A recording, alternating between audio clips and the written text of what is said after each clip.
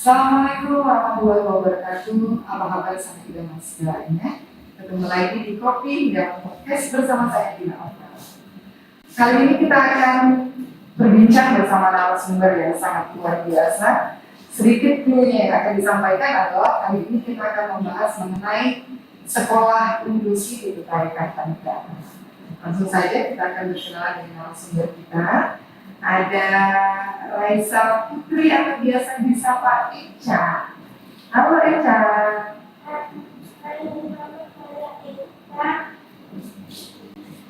Sekolah di mana?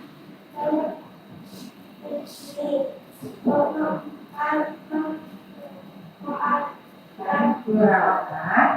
Kelas 5. Baik. Juga hadir ibu dari Eca, ada ibu Yudhika Seri. Bu, bagaimana kabar ibu? Alhamdulillah baik. Alhamdulillah. Ya kali ini kita mau membahas tentang hadirnya sekolah inklusi di Keparikan Negara, khususnya di Negara sudah berjalan. Mungkin bisa disampaikan sejauh ini bagaimana Anda Eca bisa bersekolah di sekolah umum untuk bisa menyamakan pendidikan yang diterima seperti teman-teman lain. Ya. Baik, Assalamualaikum warahmatullahi wabarakatuh. Berbagi pengalaman bagaimana saya bisa sekolah inklusi yang pasti mendapat informasi dari teman-teman dari media bahwa itu kan terdapat beberapa sekolah inklusi yang bisa menampung anak-anak berkebutuhan khusus. Dan yang saya lakukan sama pada umumnya, ikut mendaftar, tesnya sama juga pada umumnya. Jadi ya kami saya berjuang supaya anak saya bisa tesnya sama lah, bisa pada umumnya misalnya itu tes membaca. Jadi yang saya kejar itu. Menarik ke belakang untuk persiapan tes. Boleh dikatakan Anda Eca itu nanti ya. Untuk persiapan biar Anda bisa seperti teman-teman yang lainnya mengikuti tes yang sama, apa yang dilakukan Ibu sebagai ibu? Yang pasti belajar terapi dibantu guru-guru terapis yang ada di sini, belajar yang sama lah pada anak-anaknya. Jadi sih Untuk pembelajaran sendiri di rumah, baik dari kursus atau mendapatkan guru-guru dari rumah sendiri, apa tantangan yang dihadapi anak tunarungu? yang pasti berbeda dengan anak normal. Anak tunarungu yang pasti tidak bisa satu kali kita belajar, harus berulang-ulang. Dan Ece juga, tapi Ece termasuk anak yang agak cepat sih, maksudnya dipelajari. Tapi intinya harus sabar sih. Tantangannya sama ya? Sabar ya, karena beda dengan anak pada umumnya. Betul. Eca gimana di sekolah? Teman-temannya punya teman-teman di sekolah? Siapa namanya? Siapa Eca namanya? Teman Eca, Teman namanya siapa?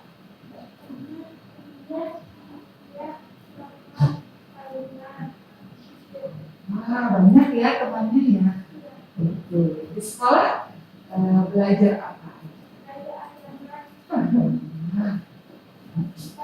Apa lagi?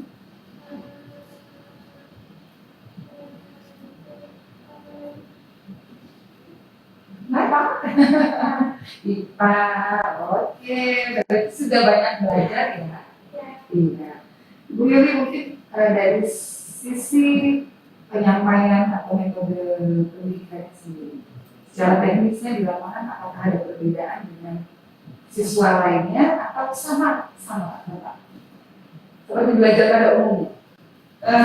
yang terjadi di lapangan sama diperlakukan sama dengan teman-teman yang lama, tapi kami sebenarnya juga butuh lebih ekstra buat anak kami.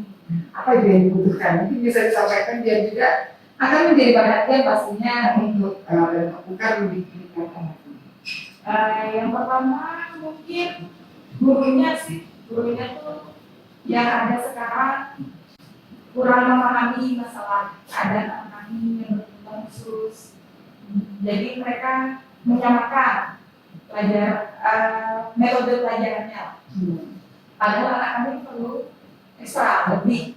Mungkin anak lain hanya 1 kali pemahaman bisa paham, anak kami harus berulang-ulang. Jadi berharapnya sih guru-gurunya dikasih pelatihan lah buat anak berkebutuhan khusus. Ya, memang menjadi tantangan tersendiri saat ada anak berkebutuhan khusus di kelas umum ya, seperti itu.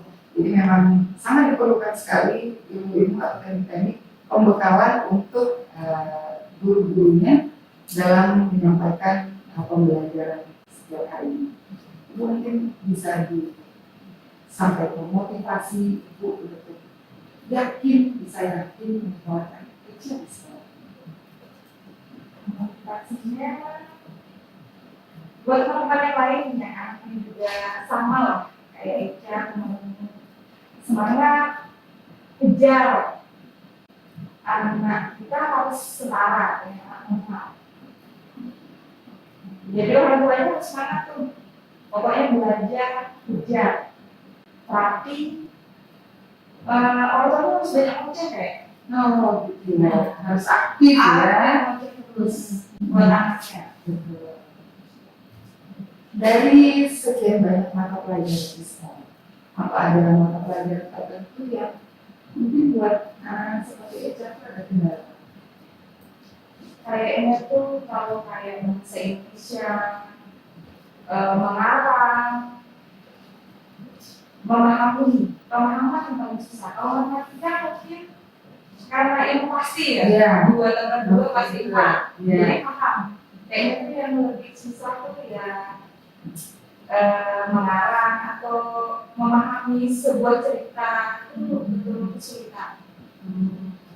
Jadi tantangannya di situ. Sebelum Eca masuk di sekolah SD, apa sebelumnya ikut TK dulu? Ya, TK umum, TK biasa. TK biasa juga? Oke. Perjalanannya di TK biasa apa ada kendala?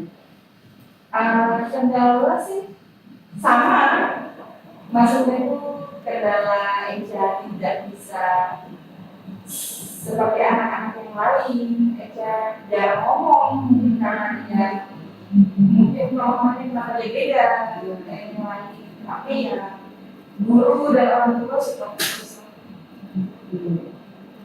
Eca Kalau di sekolah biasanya main. Eca main apa?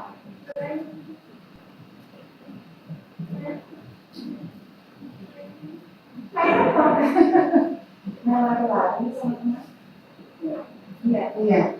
Nah, di sekolah nama gurunya siapa? Ibu guru Eca, namanya siapa? Ibu. Oh, ibu. Oke. Eca suka belajar apa? Suka pelajaran agama. Wow, keren. Sejauh ini untuk dari sisi prestasi akademik.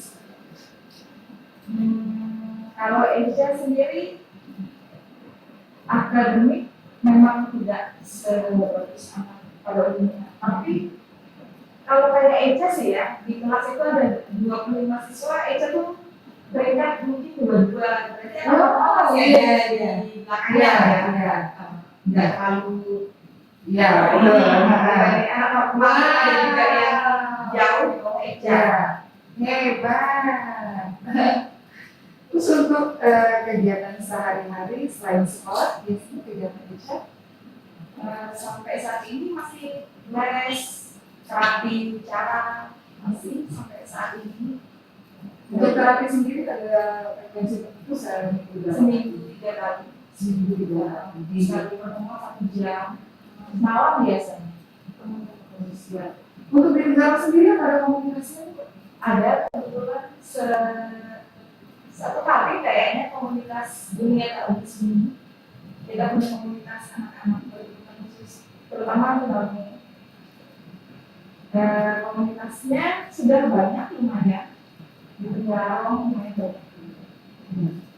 Ya, memang jadi kenapa ini menjadi hal yang menarik bahwasanya teman-teman tunarungu juga punya hak yang sama pastinya dengan kita semua dan punya hak juga untuk memilih apakah lebih nyaman dengan bahasa isyarat atau memberanikan diri untuk masuk ke lingkungan yang normal. Pastinya akan protokol pasti ada dan itu menjadi tambahan khusus kepada orang tua dan yang ada di dunia pendidikan di sekolahnya bagaimana bisa memberikan support mental yang utama buat teman-teman tunarungu untuk bisa menjalani hari-hari seperti biasa dan tidak merasa beda seperti itu ya. Ya. Lanjut, biasanya kalau di sekolah Eca suka matematika nggak? Suka matematika. Suka juga matematika. Terus kalau teman-temannya biasanya ada belajar kelompok atau tugas bersama gitu juga? Ada, tapi semenjak corona kan nggak ada tuh. Kayaknya sampai sekarang juga nggak ada. siap. Dari sekolah apa ada pendampingan khusus atau guru khusus seperti kalau sekolah kan biasanya ada BK, tapi itu biasanya umum. Kalau di kelas sendiri ada pendamping khusus untuk Sejauh ini belum ada. Jadi ya guru yang ada, guru buat semuanya. Berlaku sama buat anak normal dan anak umum. Jadi memang kita juga perlu kerja keras sekali ya untuk meningkatkan itu Ya, ya. sangat Ya. butuh kerja keras. Sangat diperlukan sampai di rumah di pelajaran ya. Dan bullying juga tetap ada loh. Nah, betul. Itu yang sebenarnya ingin sekali saya nanti untuk itu apa pernah merasakan? Ya, pernah merasakan bullying dan yang sakit hati sebenarnya bukan anaknya. Yang sakit hati itu orang tuanya. Pasti. Tapi dari tanggapan sekolah? Sekolah sih sebenarnya sudah baik. Pasti setiap guru itu dan saya juga setiap main kelas itu selalu cerita ke anak-anak saya dan wali kelas itu sangat baik. Anak-anak dikasih tahu bahwa di kelas ini punya teman satu yang tunarungu, jadi ya dikasih tahu tidak ada pembulian, semua sama. Tapi ya tetap ada pembulian itu pasti tetap ada. Anak Mbak Eca sendiri pernah mengeluhkan, pernah menangis atau kalau Ejanya kayaknya enggak. Yang cerita temannya, Eja itu dibully, dibilang Eja tuh nggak bisa ngomong. Ejanya santai aja sebenarnya. Yang sakit hati itu orang tuanya. Iya, dan juga. Iya, Oke, karena Ejanya kayak gitu. Iya. Dengan berjalan sekarang kita sudah kelas 5 SD, sudah kelas 5 ya, sudah kelas 5. Selain mencoba komunikasi atau fokus dengan komunikasi verbal, tunarungu kan juga ada bahasa isyarat. Dari yang Anda baca sendiri apa sudah belajar? Apa karena kita ada komunitas dunia tak di sini. Jadi di komunitas kita pun juga ada teman-teman yang sekolah di SLB. Jadi kalau kita pertemuan misalnya 3 bulan sekali kita ketemu, itu teman-temannya ada juga yang pakai bahasa isyarat. Jadi kadang Eca tuh ikut-ikutan. Kalau teman-teman ikut-ikutan bahasa isyarat. Tapi secara fokus memang belum ya. Tapi sejauh ini cukup nyaman dengan komunikasi verbal ya. Sepertinya alhamdulillah Eca Karena udah terbiasa di rumah. Iya. Oke, untuk dari segi medis, apa ada seperti vitamin, obat yang harus selalu dikonsumsi? kalau tunarungu kayaknya tidak ada. Nah, dari kalau dari segi emosional, apa ada sensitif, ada yang terlalu sensitif atau tidak seperti biasa? kayaknya tergantung bawaan anak masing-masing. Kalau seperti Eja mungkin hanya tulang, tapi teman-teman juga nggak semuanya itu bawaannya cuma tulang, ada yang juga bawaannya ada autis atau ADHD. Makanya sebelum sekolah kita wajib melampirkan data dari psikolog. Jadi data dari psikolog apakah anak kita hanya tulang atau ada yang lain. Kadang tuh ada tulang yang campur autis. Jadi emosi kan lebih nggak stabil. ya. Dulu mungkin saya ingin disampaikan untuk pemerintah kabupaten khususnya pendidikan, apa yang ingin disampaikan oleh orang tua khususnya yang memberikan khusus sebagai proses. Baik, yang saya harapkan kepada Dinas Pendidikan bisa mensupport kami orang-orang tua berkebutuhan khusus.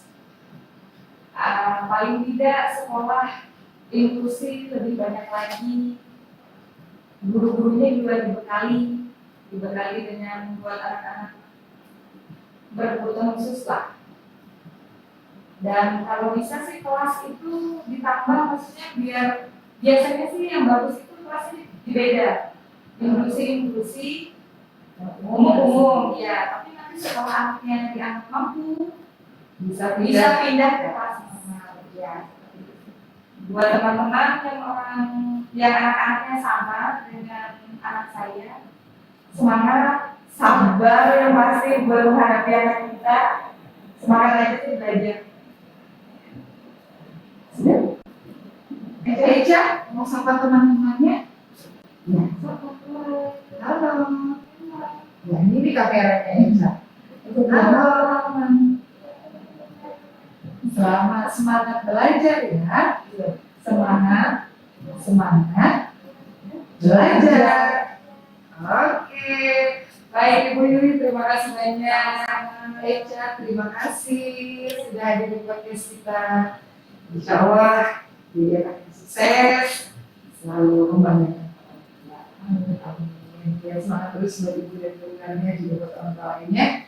Baik, sekian podcast dari kami edisi kali ini. Saya Bila terima kasih. Wassalamualaikum warahmatullahi wabarakatuh.